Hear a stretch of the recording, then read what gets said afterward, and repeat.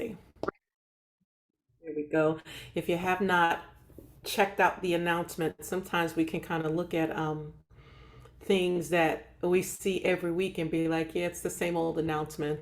But we have been adding some information in there to promote what is going on within our Evo community. That's number one. Number two, to advertise for different things that are going on. People, you'd be surprised, people watch the replays often. And so they'll go back and they'll see information. And oftentimes I'll put the announcements in the replays. I didn't do it this time. I'm going to need to add it to the end so that people can see it because those announcements are crucial. So you just never know. So don't take for granted that the announcements are going to be the same. I definitely want to promote any and everything that is going on in the Evo world because it's important that we are known by the fruit that we bear. Yes. Somebody type that. I want to be known by the fruit that I bear. It's one thing to say you are a thing. It's another thing to be proven through the things that you do. When you are a driver, you drive. There are some things that many of us are known for today, just simply because whether we titled ourselves like that or not, it's just what we do. So people will assume easily, and it could be incorrect assumption. However, if you've proven that your behaviors would suggest a certain thing, it doesn't matter, bad or good, or however we slice them in the middle. Most people will associate you from the behavior versus how they will associate you with your name. For instance, my husband is a wonderful cook. So if you if you if you if you hear Brian, you're gonna hear him singing, right? And if you see Brian, he gonna be somewhere cooking because he can cook. And so that's one of the things that people know him for or by. Yeah, so it's important that Brie, I'm watching you're using your comprehension tonight and correct spelling. I got it.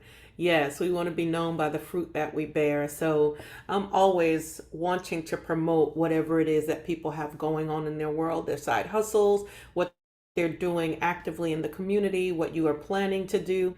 So let's be charged by the activity of being committed and connected to exercising all of the things that the Lord has given us to do. Sunday, we are in fellowship again. It is Evo time.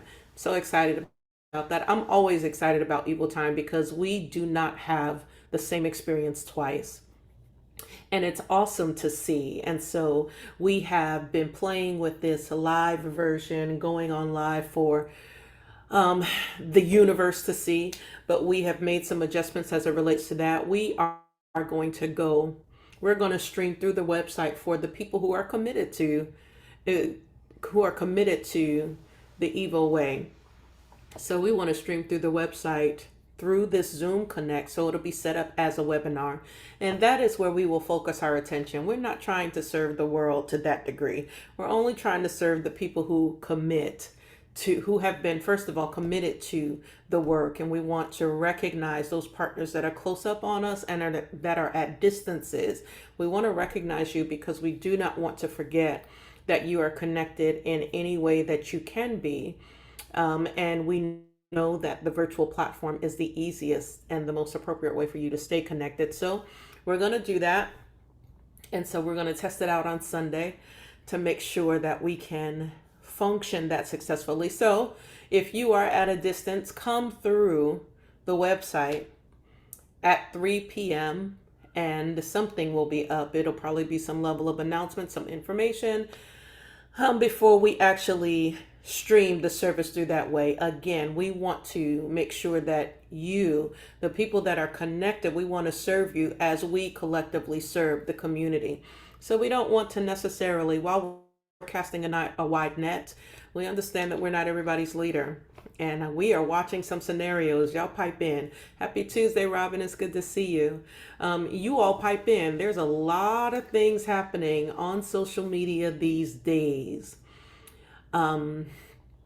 Information, messages, all kinds of stuff. And while we're not afraid of it, it is just really interesting to watch how things that were for a local community can be taken to another part of the world and be misappropriated.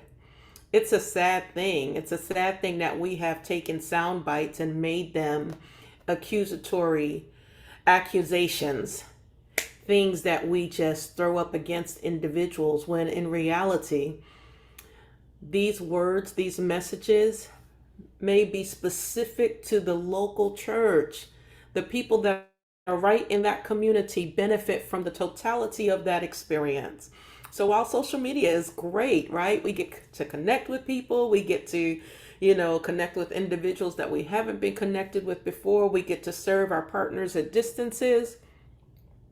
It is also a nightmare when everything that you say is now can be found later. It can be challenged, can be thrown against your face. Imagine political challenges if you wanted to run for office. It's as easy as a click to find out what your history has been.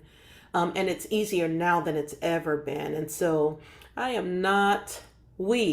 my husband and I, we are not trying to be everybody's leader. We might have a great message. You all may have a great message, but our heart, our purpose, we understand the assignment. God made that very clear to us. You serve the people that choose to be served by you. And so we want to make sure that everything that we are doing is by the commitment of our community. Evil Church, you all are priceless. The organization is developing. We are mapping out some things with our board of directors and moving some things forward on a greater organizational space.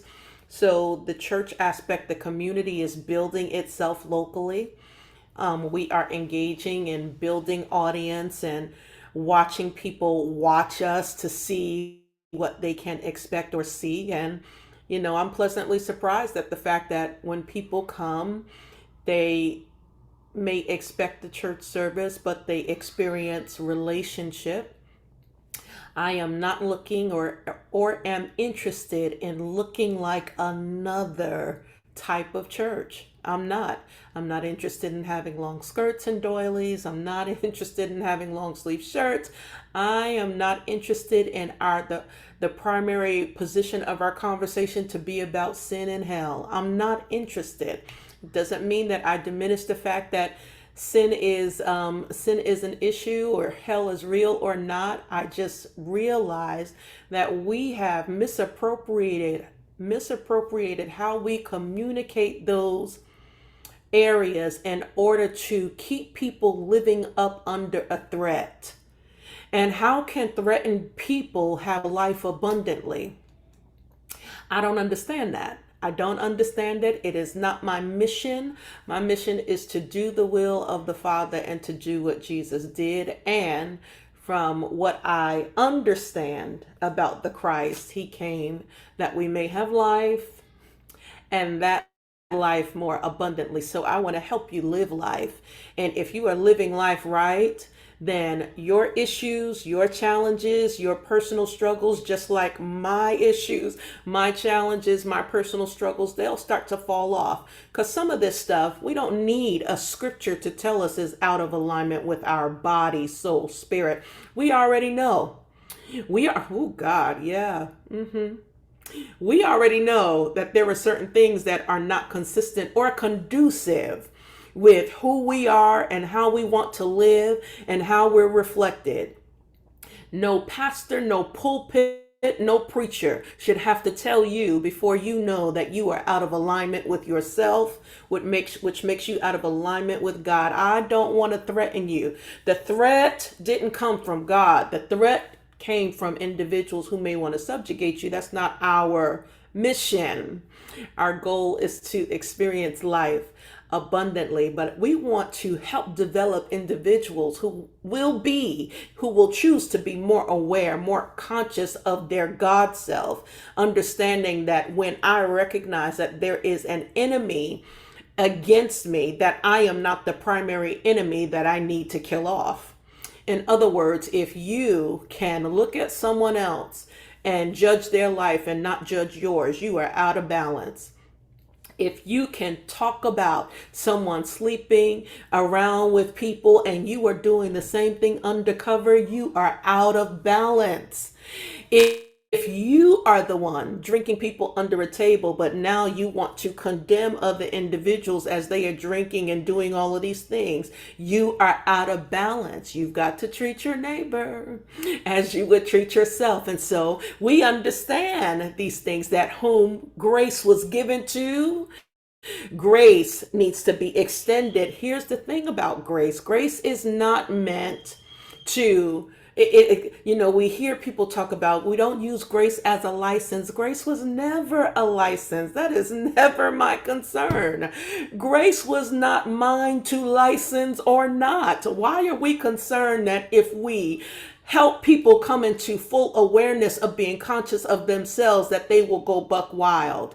I promise you this, that every one of us who have lived long enough in life have started some things in our 20s that by the time we got to our 40s, we said, okay, I'm tired of that. You know why? Because life is going to do what it does. Life in itself has been prepping our inner soul to come alive the entire time. Regardless of where we end up, there always has been a steering, an assignment, a purpose, a direction that nobody else has to watch. God will pull himself out from himself. Say that again. God will pull himself out of himself. Where's he pulling himself from? He's pulling himself out of you, and will call you and will lead you. He will pull you and he will push you. He will charge you and then he will challenge you. He will love you and he will lift you. Come on here. And so our mindsets have to be raised to understand that I don't have to live in your house to know what you're doing or what you're not doing. I got enough going on in my own house. I cannot watch your house. I cannot watch your life. But you need to be more conscious about watching your own life and watching your own house and being in line with God's will for you. Can I tell you that God's will is not about your behaviors, bad behaviors, or good behaviors? That is not God's will. God has a purpose and he don't care if you are crooked. He knows how to make all things straight. He don't care if you're rough. He knows how to make things plain with you. He knows, he organizes, uses the organism of life to bring you into his expected end. Like he said to Jeremiah, I have a hope and a future for you. I'm not going to tell you, because in consideration of your choices and the direction that you take will be your journey, but I'm at the beginning of your journey and the end of your journey. You're walking the middle. So we don't ever have to be concerned about God's grace. God's grace is sufficient. Yes, somebody say that. God's grace is sufficient for me. I don't have to monitor your grace. Stop monitoring mine. We've got to teach this thing differently. We've got to raise our level of awareness and understanding who we are. And some things will just honestly, consciously fall off when you come into loving your God and loving you. And that's a journey, especially when you've been in a space that has damaged you. I don't want to come from a house that has damaged me and then go to the church house and it's double damage. I don't want to do that. We don't want communities any longer that will not lift us. They continue to diminish us. Listen, I love the house of God. I will never speak ill against it. I love it. But I love the fact that we are the house of God. I love the fact that we create the culture that we want to see. I love the fact that any organization, any organism, any system in this world, we can reconstruct, deconstruct. We can create exactly what we want to see, because humans are navigators. They are gods in the earth. We can construct what it is that we want to see. When we do that, we will be working with universal law. We will work in concert with nature. We'll work in concert with the sea. We'll work in concert with the earth. We'll work in concert to see all things be well. That's why there's such a high level of information about climate change, land assignments. Y'all remember that teaching? Climate change, all of that influence that we have because the earth is speaking and humans are not listening because we feel we are superior to the earth, but the earth was here before us. We should have stopped stomping on the earth a long time ago. We have taken advantage of it, manipulated it, and then now expect it to respond to us. You know, the earth is responding to us now. The earth is responding to us now with earthquakes in diverse places. The earth is responding to us with catastrophic hurricanes, unexplainable tornadoes hitting different spaces. The earth is going to get us to listen. It would behoove us. That's what they would say in the church when I was younger. It would behoove us to pay attention, listen to all of God's creation and be in line with this purpose. So yeah, that was my little rant. I hope it blessed somebody somewhere. I don't even know why I went there. Yep. So we are in Fellowship Sunday. Yes. And so if you're local, please come and be with us. If you are at a distance, make sure that you hold us accountable. We will be going. Again, we will make this service available through the website. I want to mention as well that if you are a partner, we appreciate all of your gifts and your giving. You still have time to give if you want to do that. If you haven't gotten quite on the track of giving, your giving is promoted at the different levels that you choose. We're not choosing for you. You choose that. And so whatever you choose, you can stay consistent with that submission of giving on a weekly basis, a monthly basis. If the work is serving you, we would love for you to participate in serving the work. The organization is a 501c3 compliant organization, so your contributions are tax deductible. We are prepping to receive larger donations in order to start to fund some of the organizational strategies that are taking place here. And we've done all of that administrative legwork in order to make sure that we are ready at the word go. And so while we're building this, we're getting ready to launch some additional things for the Creative Arts Initiative. Stay tuned to that because they're working on some things and we need your support. We're going to put some things in this atmosphere to serve our youth in a greater way. We need your support with that. If you are interested in partnering with that, please let us know. We will have Pastor Brian get in touch with you. And it is not limited to your partnership. You don't have to be a part of the Evo world in order to help assist with doing that. And so be patient because it does take time in order to build particular systems and get some things underway. Okay. Last thing I'll say before we get back into this particular teaching that we've been talking about, I think this is going to be it for me for at least a month. Pastor B is going to come in and take the helm of LYFE Class, I think, for the next month.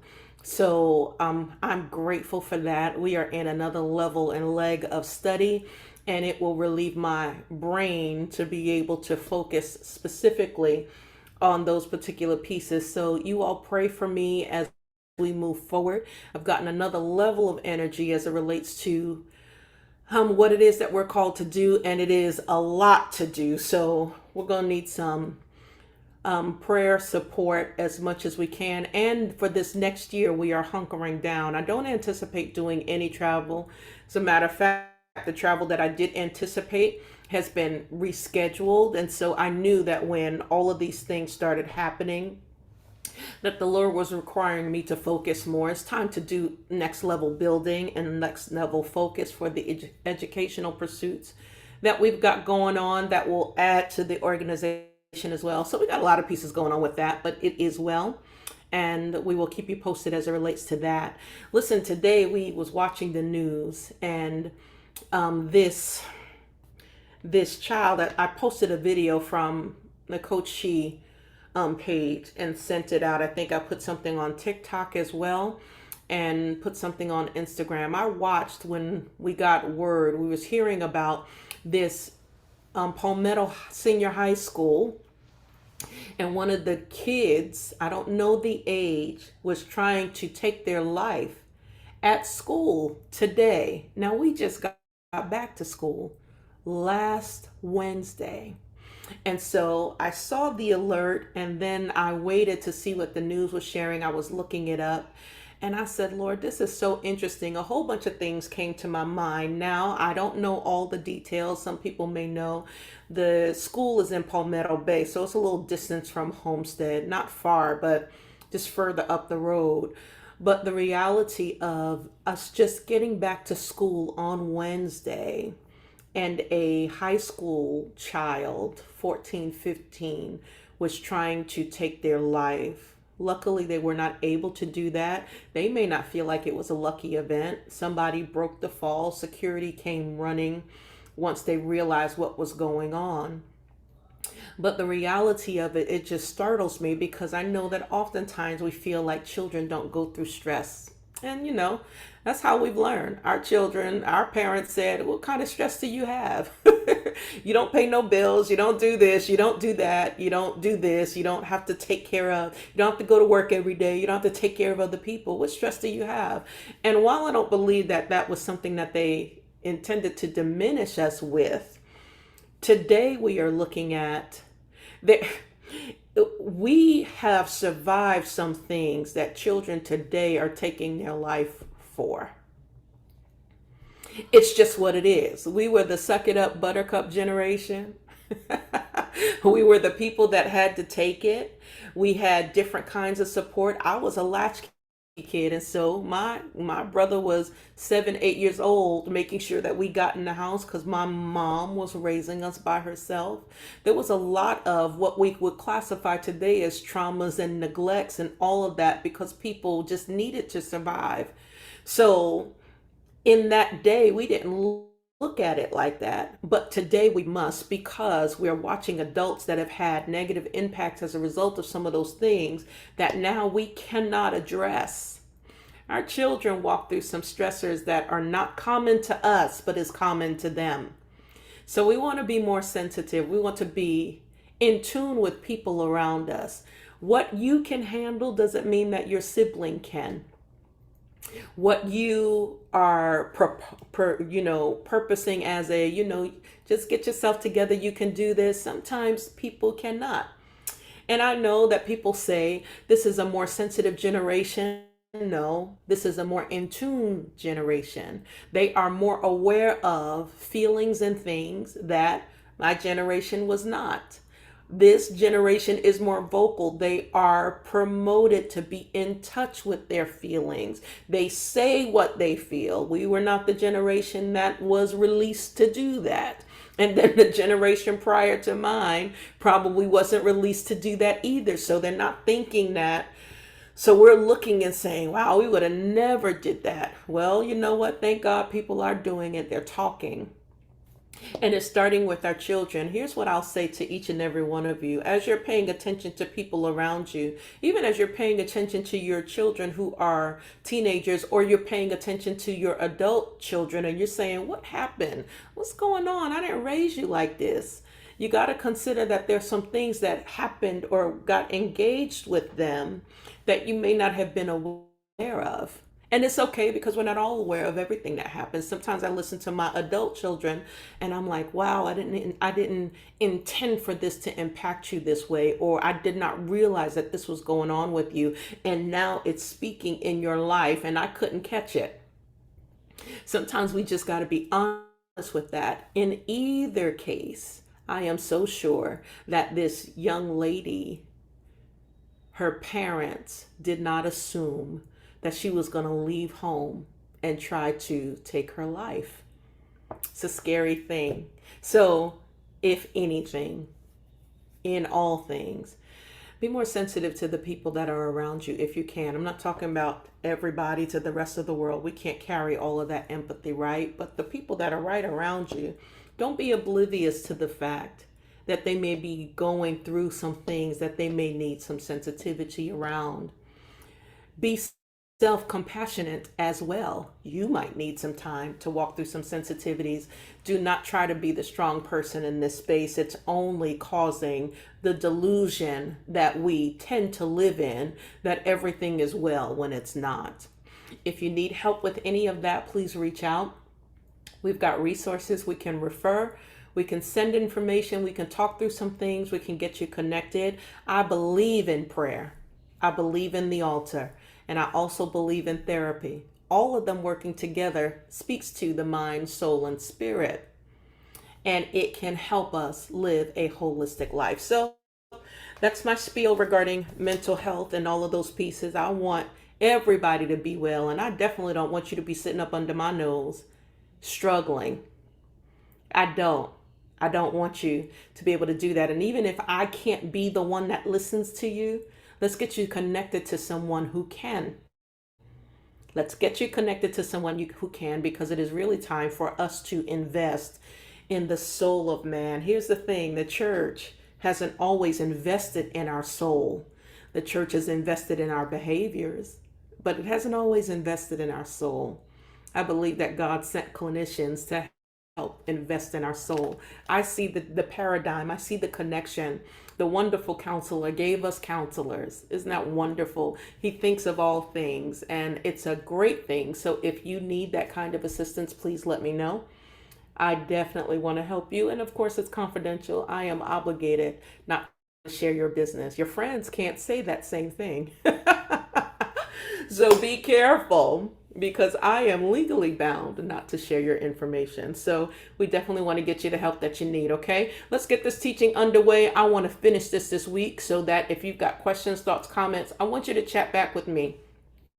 We want to be finished in 20 minutes. It's really just one slide out of that last segment so that we can culminate this. And I want to talk about the different seasons and stages of our life as it relates to what we bring in different seasons. Okay, so let's share this screen. Let me get out of this. Hold on. Yep. Let's do that. Let us get here. Anybody got any questions regarding the teachings that the Bring What You Got series that we've been working on? Anybody got any questions regarding that? Any feedback that you may have that you want to bring to the table? Yep, I'm here with you, and I'm still looking at your chats. If you've got any questions, please post them there. I think one of the reasons why I know that this teaching has really blessed me is because I am currently in a space now that I get to watch my life backwards, and I get to watch my life forward while I'm sitting in the middle. And all of us have the ability to do that. Some of us have more years to look back on and more years to look ahead on. But I recognize that you will start to see patterns as early as you pay attention to them. Intentionality is important. Intentionality allows us to be able to see the patterns in your life. So for instance, if you are suggesting that you cannot, I don't understand what's going on. If you were to come and have a conversation with me about your life, I'm going to ask you a lot of questions about your life. And oftentimes, because my training is set to do so, I will pattern. I can develop a pattern. It's almost like writing out a map or a chart of things that may have happened in your world that are impacting you today. Oftentimes people are too close to their own life, right? That they can't see their own patterns. But I don't believe that it is because they don't have the ability to do it. Sometimes we're just not having the intention to see. So just type that in the chat. Pay attention to you, or rather, pay attention to me. This is a season that I'm going to pay attention to myself. Somebody type that in the chat. I want to see it. Pay attention to me. I'm going to pay attention to myself. It is important while we are navigating everybody else's life and all of these things, come to us about how someone else should execute their life. You're missing some key pieces about how you intentionally navigate your own life. Can I tell you, if that was to preach, that would preach all day long. And I'm sitting in this chair, not hooping, not hollering, I could bust out at the seams. Do you know that there is more energy in the plan of God for you than energy in the plan of God for someone else that you're trying to pay attention to? You will never get more resource for someone else than you will get for yourself. It's time to pay attention to you. You start to track your patterns. You start to track and navigate your history. You start to track and see where you've been in the last 20 years, and then start to set a trajectory of where you're headed. If you don't have any insight about where you are and where you're going, you are already out of sync and out of balance. You're letting your mind wander versus intentionally saying to it, I need to be able to hone in on what it is that my purpose is revealing to me about me.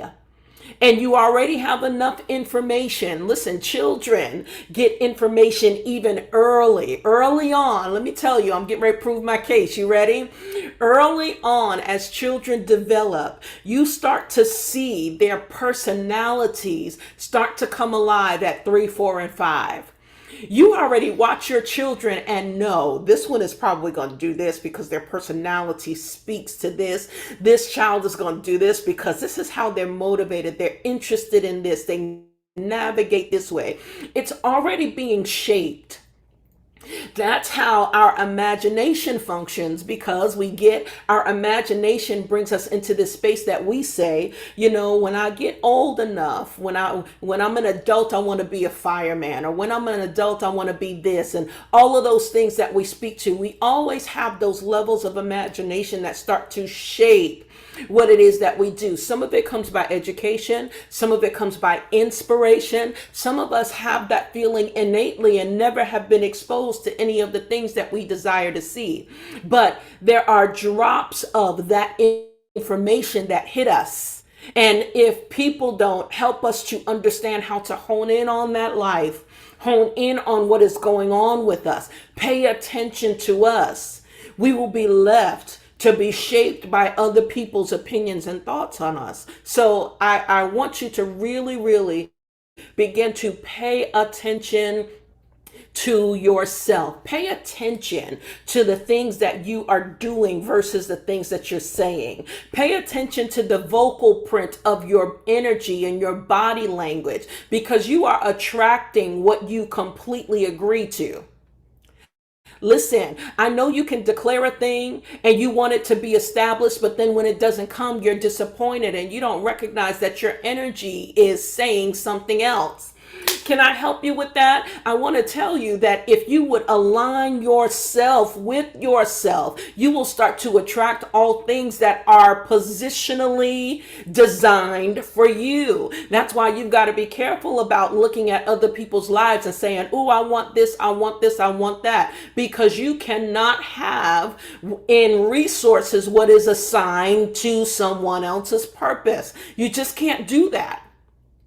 It will not work the same for you. So this whole idea of being like someone else, you've got to cast that that sacred cow out of your mind. You've got to cast it down. You've got to come back into self-acceptance, self-awareness, self-compassion, self-love. What am I saying? You've got to know and love you if you're going to fulfill the will of God for you.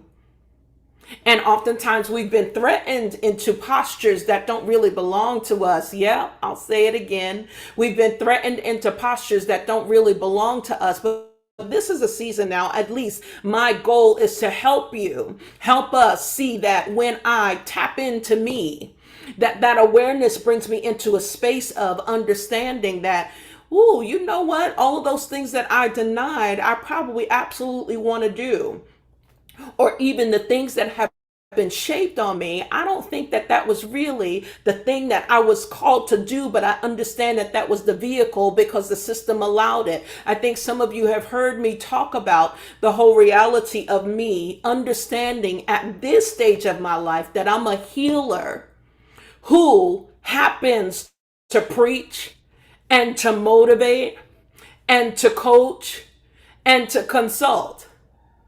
I'm a healer who happens to preach. See, most times when people say, what's your calling? I'm saying I'm called to preach. It really wasn't that, but that was the frame that was available to me. See? And if I'm not careful, or if I wasn't careful, I would have gotten stuck in a posture. Hear me. I know I'm talking to somebody right now. I would have gotten stuck in a posture that said, no, I'm called to this. I'm called to this. And I would have tried to make that work in such a way till I would have been frustrated. I would not have ever really brought me to the table, all of me. Now, am I an orator? Yes. Can I speak? Yes. I do that pretty well, but that is not the totality of me. It was just one portion of it was speaking to all of me. It was just one method that was used in order for me to deliver who I was. And so you got to be careful about not getting those things twisted. Okay. We talked about all of these pieces, and the teachings before are uploaded on YouTube. If you want to go back and review them, you can. This thing, I want to make sure this slide and the next slide, I want to remind you that principle about David was so powerful out of 1 Samuel 17. That man, he was annoying people. He even said it clearly in the scripture. Oh, does my question annoy you? He moved from his older brother to another person that was going to give him the information that he needed in order to slay Goliath. He wanted information. Why is this heathen man? Why are you all afraid of him? David, in this particular posture, had no fear. He had a history that would suggest that this giant could be defeated, and he knew that within himself, he had the ability to do something about it. Number one, because he came in the name of God. And number two, he had physical activity that would promote his resume. I'll say this again. David came in the name of God. If you're looking for the scripture, it is, I'll talk to you out of this particular scripture, 1 Samuel 17. David came in the name of God, and David fell back on his resume. Listen, can I help you with that principle? You have got to, it's going to be important. It's going to be important for all of us to register the fact that you coming in the power and the purpose of God is going to be primary, paramount, and number one. And all of us have the ability to do that. Okay? I'll confirm it. All of us have the ability to do that. But let me tell you about us who sit on the sidelines. We have the name and the power of God, but we sit on the sidelines like the armies of Israel did. David was frustrated with the fact that the armies of the Lord who came in the name of God were afraid to defeat this giant because they came in the name of God. I don't know if they had any other history of being able to fight and establish themselves against this giant. The Philistines were heavy, right? And so they had a level of dominion in that particular area that had everybody, afraid because Goliath was a giant. But David comes in his scrawny nature and says, I have the name of God. Watch this. And I also have my history to back up my ability to be able to do this. This is such an important principle because your talk about a thing without your hands being put to work. There is this idea, and Dr. Rick used to talk about it a lot. We act and we learn.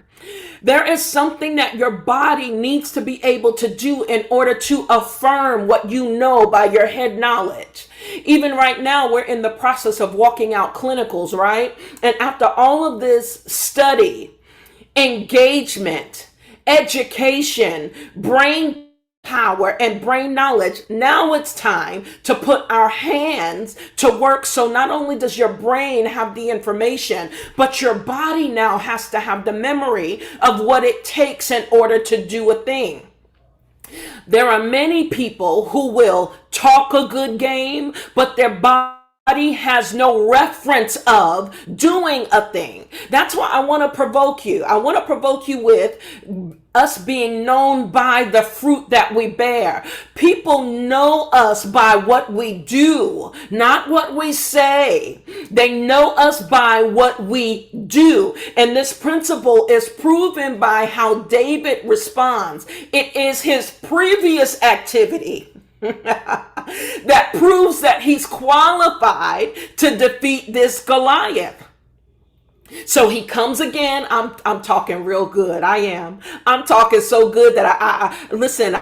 I would turn around in this chair. I'm talking real good. I want to show you why your brain and your body must become one. I want to show you why your hands have got to do the work that you're busy talking about.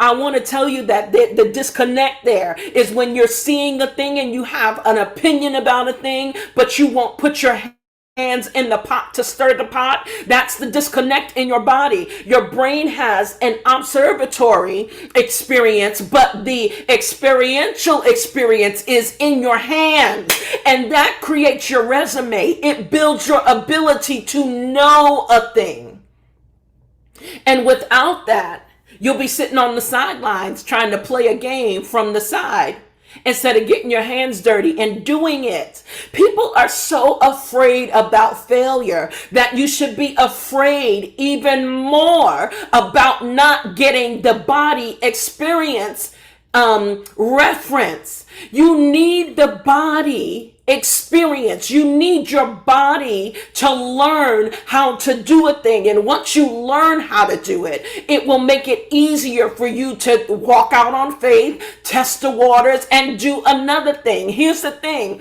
You think that the thing that you tried, just because it didn't work out the way that you wanted it to, that you failed. But I promise you, you came out with more information than you realized. You've come out with so much information about how to do it again, how to do it differently. You learned this and you learned that. And if you did not test the waters, if you did not walk out in faith, you would have never had the body experience, the reference, because your body remembers. Your body remembers. Your body remembers. The body remembers the activity that it takes in order to experience a thing. So you can't just think a thing. You've got to execute a thing. Somebody say that. You can't just think a thing. You've got to work a thing. You can't just have an opinion. You've got to be a moving thought. You can't just think a thing.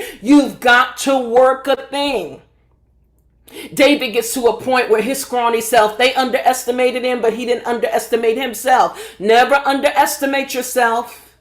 You have a fear about the unknown. You don't have a fear about the thing. You've got a fear about what if it doesn't work. But that thing is closing in on you. It's closing in on you. It's making you believe that you are ineffective and inexperienced. How do you expect to get experience if you don't test the waters?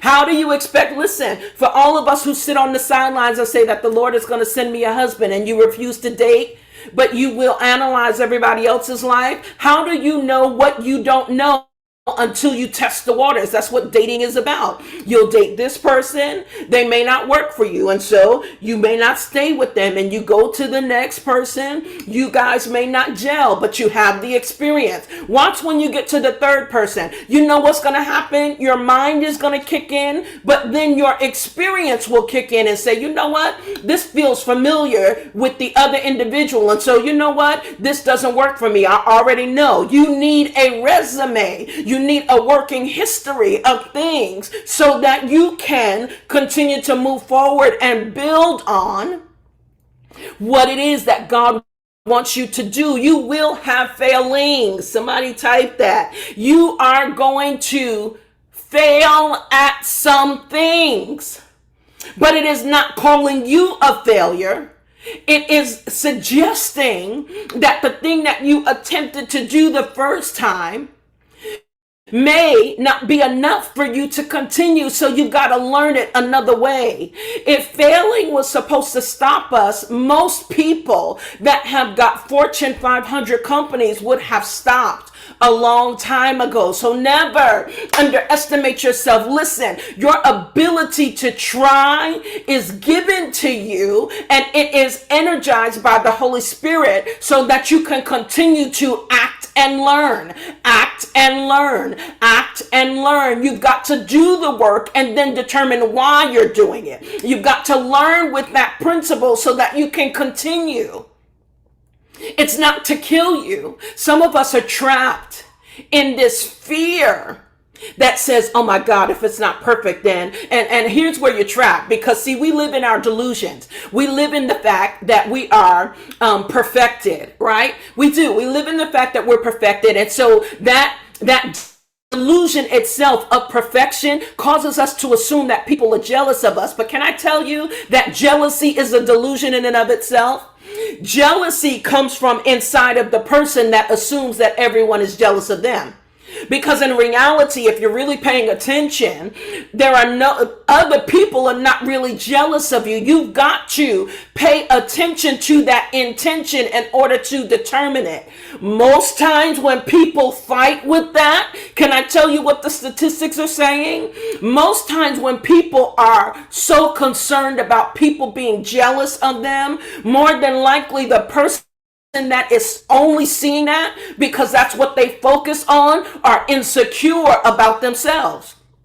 So don't let the delusion kill you, and don't let the delusion fool you. If you will just focus, my God, on who you are, why you are, and what you are, jealousy will not be your focus. You won't even have time to even look at that. Here's the scripture. The scripture says, to the pure that all things are pure. If people are jealous of me, I don't know it because it is not my awareness. It doesn't even come into my awareness sphere. It doesn't matter to me. I don't care. I'm so busy being me and being me. My goal is to help empower other people to just be them. So if you're you and I'm me, we got the same light that is shining. There is no darkness, and jealousy is a dark spirit. Don't underestimate yourself. And even imagine this. If people are jealous of you, tell me what they're jealous of. What are you doing? What are you doing? You don't even love yourself. Why are people jealous of what you don't even love? Come on, let's talk real, right? It's a delusion. It's a dark spirit, and it keeps us off focus. When I bring my focus back and focus on being the optimal me, there is no need for any darkness to be around me, because the illumination of light that comes out of me kills and cancels every dark spirit that would try to infiltrate a space that would distract me from what it is that I'm trying to do. I want you to hear that, because you've got to really, really be at a space where you never underestimate yourself. You not underestimating yourself then allows you not to underestimate other individuals. If I'm busy being my light, then all I'm going to see is your light. Listen, let me help, because our minds have got to change. Oftentimes we've got irrational thoughts about ourselves and about other people that are not real and that are not true. None of us are medicated, but sometimes we could be. We are walking around with delusions that do not serve us in any way. And instead of getting healthy, we live in that space because it feeds our low self-esteem. But I'm telling you, if you would get that organized, and you would just honestly and authentically be the light that you are, it kills off every dark spirit from outside of you and from within you. And when you change your focus, what you focus on becomes reality. What you focus on becomes the reality. I know I said a lot, but it was good. What you focus on, it becomes that reality. We spend a lot of time allowing the narrative of other people's value in our world. It makes us feel better when people have feelings about us. I don't know why that is. It's so crazy, isn't it? It makes us feel better when we feel that people are paying that much attention to us. Why do you need that much attention? You don't. You only need attention if you're doing something, if you're moving something, if you're working something. But if you're just frivolously trying to gain people's attention because you don't know what you're doing with your life, it is time now for you to pay attention to yourself. Pay attention. Somebody type it again. Pay attention to yourself. I'm paying attention to me. I'm paying attention to me. I'm going to be real with me. I'm going to be authentic with me. I'm going to pay attention to myself. Our only goal, sharpen your own sword. You do your own work. You shift your own beliefs after you establish what you believe. I'm telling you that your thoughts are inconsistent with your behavior. And when you have that, you're now in this space of confusion. Why can't I attract a husband? Because you're still playing childish games. You didn't come into wife status yet. We're not coming into wife material. The song that was played, if you came in late, we was playing the Oneness song. We Are One by Frankie Beverly Mays featuring Frankie Beverly, right? We are one. Why do we spend time playing these silly games? My goodness. If the song is not prophetic, I don't know what is. Yes, it's inspiring. We've got to pay attention to ourselves because my competition is not with you and it's not with me. We are one. We are. You're gonna have to make your mind behave and tell yourself, I am not more than the next person. That's what jealousy does. It makes us higher. It makes us feel higher than what we are because we have low self-esteem. Listen, I'm trying to throw the clinical spaces out to you because you think that it's one thing, but it's really a deficiency in your soul that needs to be healed. And when we arrest that, you now come into the power of this David principle that says I can do all things. I've got the power of God and I've got my resume that proves that I can defeat this giant. Work on you. Pay attention to you. Sharpen your own sword, do your own work, shift your belief systems after you establish what you believe. And when you are establishing what you believe, it means that you are digging out from what other people have believed or conceived or imposed on you. Value should be self-inflicted. I have strong value about myself that is not imposed on me by my husband, not by my children. There is a value system that I have, and I am constantly working on that value daily from within me so that I don't need,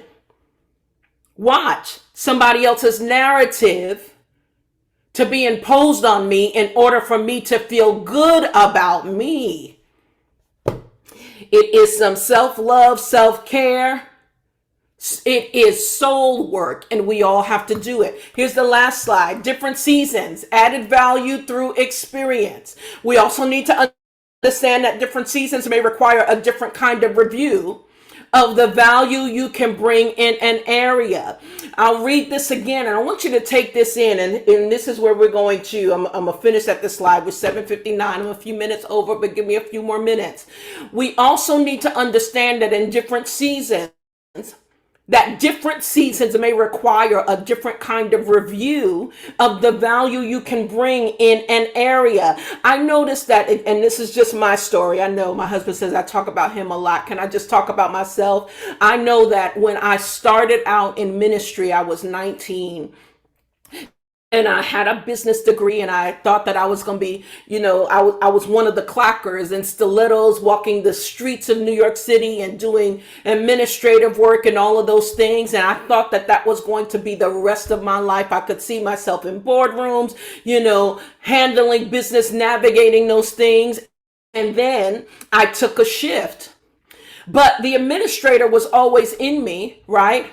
Growing through those spaces, I served different organizations. The longest term of service was to the Kia network that you all are familiar to. I served as an executive administrator. We did a lot of things with a lot of different people collectively together. And that was a season, but things started changing as I started pursuing this next level of education in the mental health field. As much as I can still administrate and people still call me for it, my grace for it is lifting. I can do it, but the grace is changing for what it is that I'm doing now. He is moving my season. You've got to understand that when when your passions are changing, it doesn't mean that you still can't do the work. You just may not have the same kind of grace for that work because there is something else coming, and it's important that you lean into that. David was an individual that could kill the lion and the bear, and he slayed Goliath. Saul, right? If you read through Samuel and Kings, Saul now keeps him at the forefront with the armies. He raises him up in order to be captain of the armies. People are really now giving him accolades. He's like, the song goes that Saul slayed his thousands, David slayed his 10,000s, and it promoted jealousy in the land. But David, his grace for going to war in that capacity was being lifted because he was soon going to become king. Yep. So he comes into this king space, and in scripture, I forget where it was. I'm going to find it for you all, and I'm going to post it in the Evolution Church Facebook page. There is this space that God says to him as he is king that, listen, you are a man of war. You've got too much blood on your hands. It's time to change the regime. I need a different grace over the kingdom of Israel, and it's not going to continue with you. You are a man of war, and all you bring is war. But I need another king. It's going to be Solomon, I think, after him, that now comes with that spirit of peace in order to take the kingdom in the direction that it needs to go. Listen, you will have those different experiences within yourself where what has made you popular in one season may shift. God will lift the grace so that you can move into another space. And when you feel that that's changing, it's important that you lean in on it. Here's why I want to tell you why that's important. That example about the great administrator, right? But in this season, that is not the value you need to bring to whatever experience this season requires. While you were serving CEOs, it's now time for you to be the CEO, and you can't function the same way as a CEO that you did as an administrator. So you've got to be careful not to fall back into familiar skills because it brings popularity. Listen to what I'm saying. There are many people that have choked asking God for more, trying to move into a new season, but because what they used to do brought them more notoriety, made them more popular, they stayed in a space that God did not want them to stay in, and they watched the oil of that season dry up right around them because they wouldn't move forward. Popularity will be the one thing. There was a glory for a thing back in its day, but if the glory has moved on, it is important that you don't try to stay in a season that God has left or God is moving forward in. That's how we do with things that no longer will serve us in this particular purpose. So we fall back into familiar things. I remember when I could do this. Man, back in the day, I was training choirs. Back in the day, I was training worship leaders. Man, we could sing people under a table back in the day. I need to go back to that day. But you know what's going to be back in that day? Nobody. Because nobody is there. Nobody is where the grace was. It may be popular in that season, but that's not what I need to be known for in this season. We'll be known by the fruit that we bear. And here's the thing, beloved people of God, you've got to know that you are called to make progress.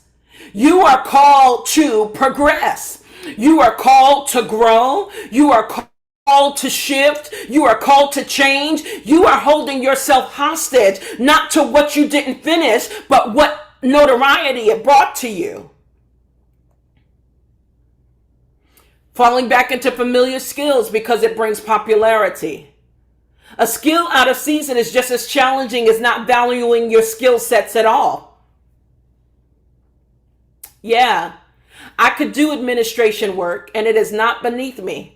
I do it now. I do it for myself. I do it when people need to call me and ask me to do certain things. But honestly, today, I don't even have the same kind of time to do what I used to do. There are indicators in our life that are showing us where we need to progress and move forward. And most of us are kicking and screaming because it's not popular. My goodness, can I minister this to you? Don't let the grace, do not allow the grace of God and all of the gifts that God is giving you to be devalued by your ego being stroked. A skill out of season is just as challenging as not valuing your skill sets at all. What does he want you to do now? Where are you in the space of your life now? Maybe what was not supposed to bring you the notoriety that you desire. But there's something in you. There is a fruit in you that is still waiting to be ripened. What is that? Knowing when to lay a gift or a skill down because something else is becoming more pronounced speaks to awareness of new seasons. I'll say that again. Knowing when to lay a gift or a skill down because something else is becoming more pronounced speaks to awareness of new seasons. This is what I heard. It's so interesting because, and I'll stop here. Who was it? One of the girls, the tennis girls, Serena. It was Serena. I saw her on an interview the other day, and she's been toying with retiring for a long time. And, people have wanted her to play one more. People have wanted her to do this. People wanted her to do that. She done had a baby. I think she wants to have more children. I watched the interview. And you know what? It was so interesting because now you know that she has a lipstick line, I think. Or is it a nail? It's a nail color line. She's got some things as it relates to personal care and fashion going on that a lot of people don't pay attention to because they love Serena, the tennis player. In this recent interview, Serena said, it's time, I hated the word retire because it seems so final. So I always struggled with it. So I needed to get my mind adjusted around developing the narrative that I wanted to see. So she said, it's time for me to move on. And she said, honestly, I can't play tennis forever. And I thought that thing was stellar to me. She knew she's now in her 40s and she still plays well. She's strong. She could run back and forth on the court. But she had to say to herself, I can't do this forever. And as long as that was the dominant space of what she was doing, it limited the next phase of what she could do and what she could release. In every season, you will bring different things that you have. What you start with, you will still have, but sometimes you'll have to lay that down in order to move into this next season and do something else. Whatever it is, and whatever season you're in, I want you to remember this. Bring what you've got. What somebody else has is not for you to have. What you have is all that you need. All you've got to do is bring what you've got. And when you bring what you have, you will attract the other pieces of the puzzles from other individuals individuals that need to connect with what you've got.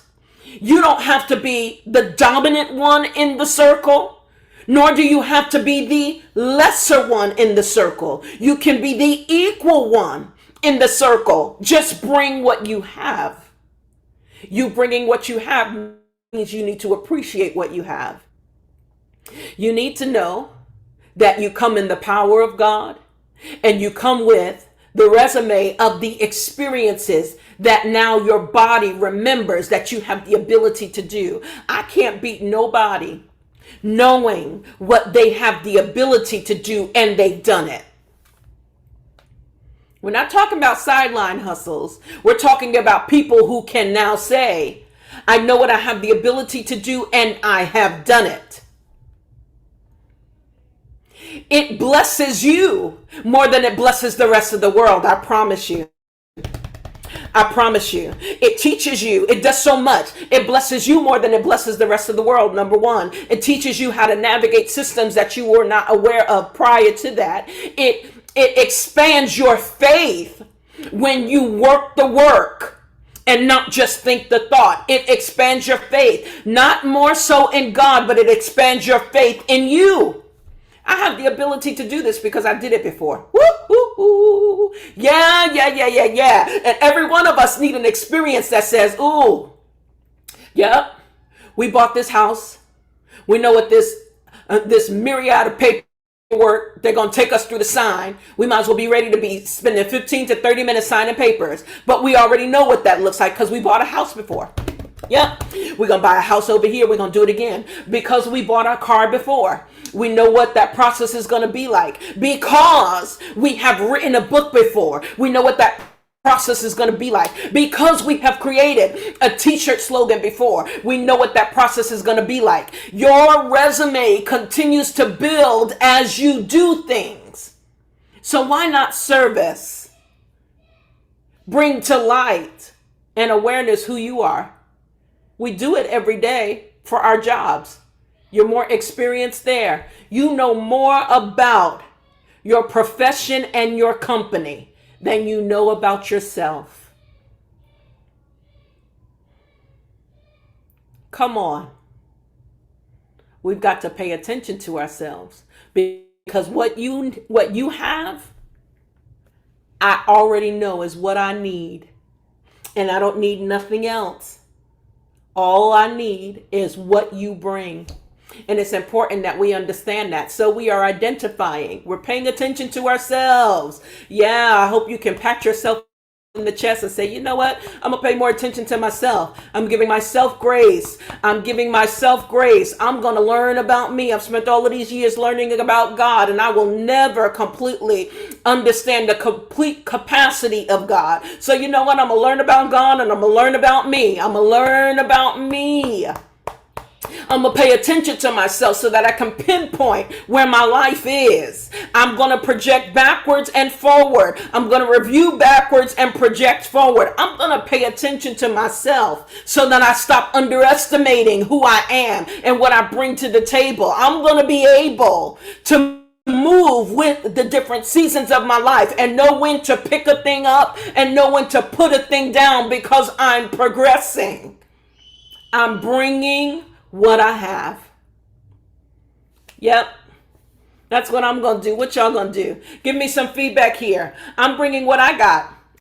And I want you to bring, you can't bring me. I bring me. You got to bring you. And I'm going to sit there and I'm going to embrace you. I'm going to listen. I'm going to absorb all of you because when you love you, I can tell. My God, it don't have to be fake. It's not phony. You just really love yourself. You are not trying to bring an additional level of attention to you. You just love the contentment of who you are. You don't even need all of the extra things that come with you trying to be extra. You just are comfortable with you. Contented with who you are, what you bring, why you bring. There is no reason to celebrate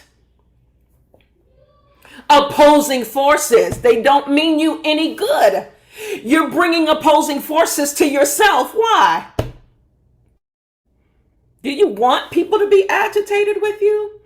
How does it serve you when you consider that people are against you?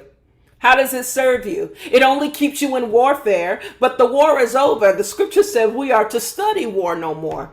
And yet we highlight warfare as if it is a badge of honor. But there's a peace that comes to our life, my God, a peace of God that comes to our life. And it matches and models what Christ came to give us. He came to give us life, not defeat, despair, jealousies, condemnations, all of this other stuff that we revel in. And it keeps our blood pressure high. It keeps us anxious and paranoid. It keeps us watching over our shoulders because we don't trust anybody. Do you understand that when we allow those energies, they turn into mental issues? Oh my God. So then we wonder, where did this come from? And then I'm getting ready to ask you, what have you allowed to be the belief system that you live by? Sometimes you are engaging in energy and you've opened the door, but you won't pay attention to it. Somebody may have introduced it to you and you're not paying attention to it. Set your mind on the glory of God and the glory of the nature of God in you. Set your mind so that you can live out the rest of this life with the purest intentions that God has for you. Yep. It does not make you a better Christian just because you're suffering. It does not make you a better Christian because you believe that the devil is after you. It does not make you a better Christian. It doesn't. It makes you live in despair. It makes you live under a threat. We promote the threat and it causes us anxiety. And then we wonder, could I be this out of balance? What is happening that I am not in sync with myself? You haven't come into the fullness of that true awareness of Christ in you, the hope of glory. Whew. I want us to have a better life. Come on, chat in. You there? Yep. Speak to me. Any questions, any thoughts, any comments? I'm paying attention to myself. Melissa B, bless you. Powerful message. Bless you. I pray that it blesses you and it empowers you to expand from a space that is not sin driven, that is not, that doesn't keep you under a threat. Most times people don't really know that they don't love God because they're under a threat by God. That is not his will. That is not his will. It is not his will. Bring what you got. Bring what you got. And if you're not in a community that will accept what you have as who you are and what you bring in, what you do, you need to find a community that'll accept it. It'll help you be better able to release what you got without the extra thoughts. Come on, we got to get our minds together as it relates to that. Yep. We got to get our minds together as it relates to that. If I put you in an environment where nobody has any jealousies or despairs or struggles with you, then what are you going to do with that extra energy? What you going to do with it? You know, sometimes people need for people to be jealous of them. I don't know why, but they do. It empowers them in some kind of way. It's almost like, yeah, the devil needs for us to be afraid of him. It empowers him in some kind of way. But we listen, in the Pennsylvania ministry, we used to always say the devil is real, but he is not relevant. And it takes the power right away from him. Takes the power right away from him. His power is only navigated by how we fuel him. The scriptures say it this way: if you would submit to God, resist the devil, he will flee from you. And you don't even have to do anything. All you got to do is submit to God. And submission is a posture. It is not an activity. Submit to God, resist the devil, he'll flee from you. We've got principles that we're working too hard for. Pay attention to yourself. Love you, learn you, and now bring what you've got. I was listening or waiting for your chats. If there's no other particular questions there, comments, thoughts, I'm going to sit here for a few moments as we bring up the announcements, because we definitely want to add them into the recording for those individuals that will watch this, teaching at a later date. You can always go back and see this on our YouTube channel. It's the Evolution Church Soul Flow, I think. I always get that confused until later I pull it up. You'll see a picture of Pastor Brian and myself on that YouTube channel. You can review all of the teachings. I think there's 4 in this particular series. Make sure that you grab some of those pieces there. It will bless you if you haven't heard it before, and let it speak to you. And then there's some other teachings out there. One of my favorites, and I don't often talk about a favorite teaching that I have done in particular, but one of my favorite teachings that I have done is the land assignments teaching. It's still speaking to me. It's one of those dimensional words that keeps speaking life. And so I love that teaching. If you want to check some things out, we've got some other things there. We've got some things on the Coach She page. There's some more information coming out about the next rollout for Evolution, and it's going to focus on the Creative Arts Initiative, and I'm really excited about that. So we will focus on that. I am hopeful that Malika Crocker Jackson will join me this year, and let's combine this mental health piece, and let's do it on a corporate level by the end of this year. If she's still listening to me, I am hoping that you're considering it. I want the Coach She brand and the Let's Heal One-on-One brand to merge. Let's bring those resources together. Let's bring this 501c3 together. Let's make it work, and let's do a larger experience. And we're going to do it at the Hampton. We're going to get both of those rooms. We're going to pay that fee, and we're going to do a bigger experience. And so we need to talk about that, because we're almost in September, but we want to do something either for the kids, for the adults, or both. So we want to create something for that. So the mental health piece is always moving and organizing. The spirituality piece is it relates to the fellowship and empowering you.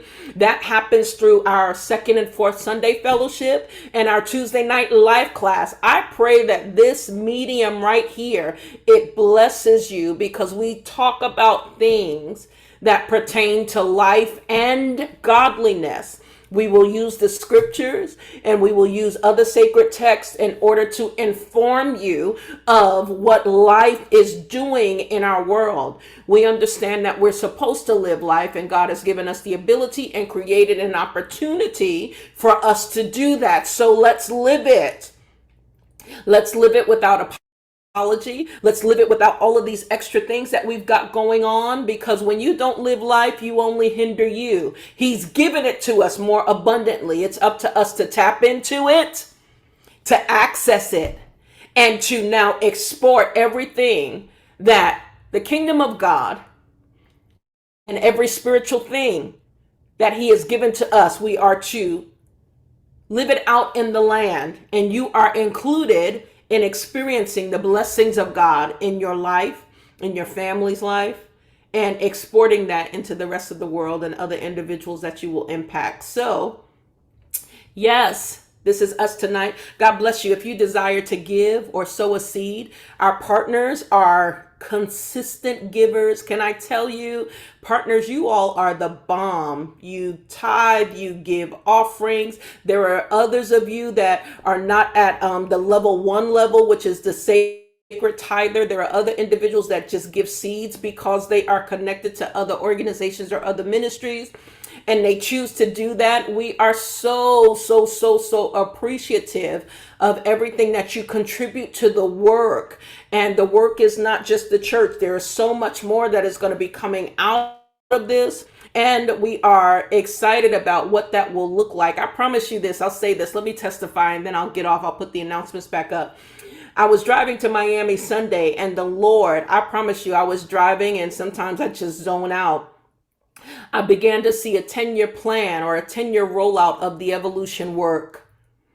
And it's going to be amazing, the stages that the Lord intends to build the organization around. I'm excited about what that's going to look like because it's going to be a people focus. I believe that we're going to do some things in this area and that there will be individuals that will model this from other areas that we will be able to walk with, relate to, and be able to launch in other spaces. Not another evolution, but another model of whatever is in somebody else's heart. There is all of that in mind for the evolution work, which is why we call it the Evo way. Just had a conversation with somebody today about some of the methodology of what the evolution does now.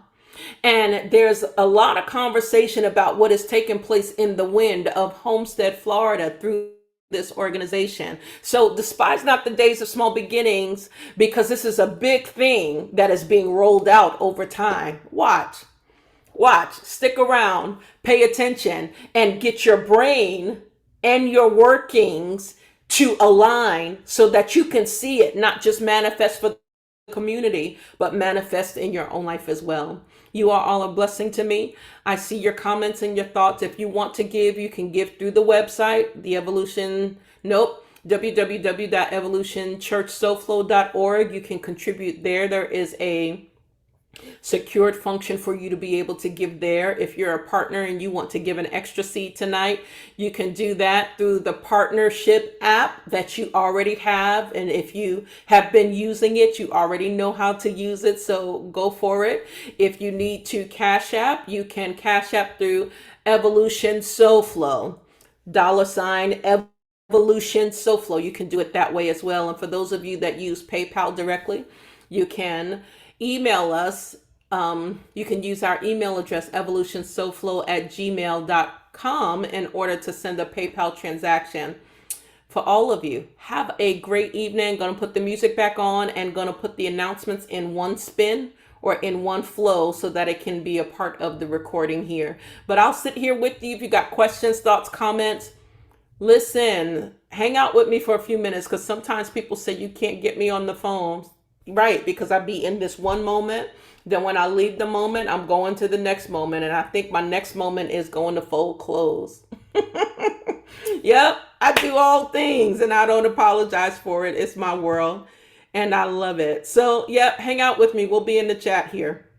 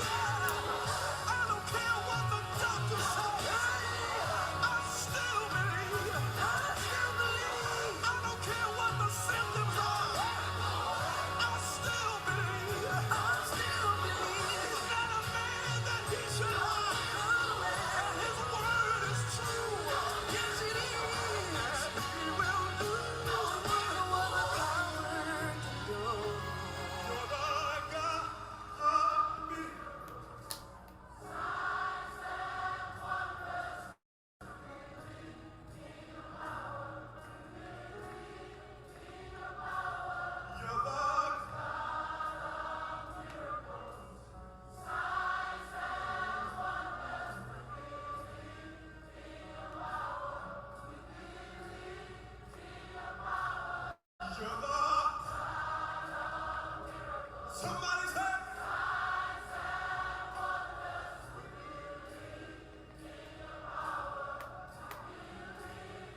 come on and declare that you are the God inside.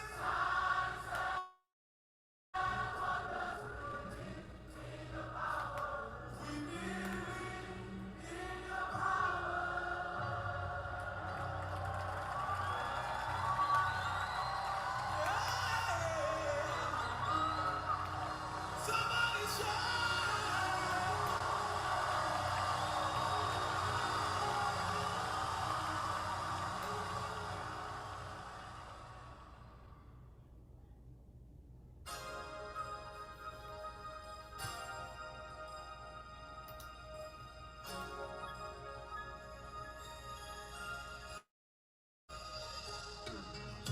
People, listen.